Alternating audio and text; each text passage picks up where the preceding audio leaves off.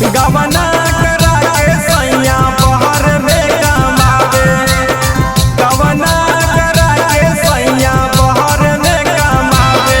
हे जवानिया के लाभ ये सखी देवरे मोर उठावे, हे जवानिया के लाभ ये सखी देवरे मोर उठावे।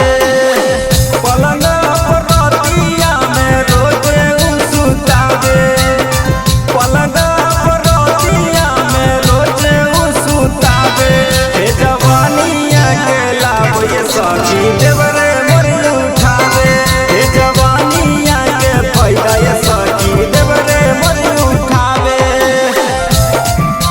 देवरे मोर उठावे, देवरे मोर उठावे।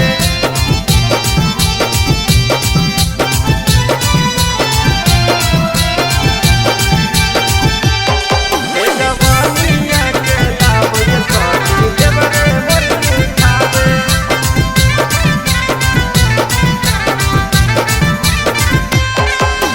नाम के हमर सैया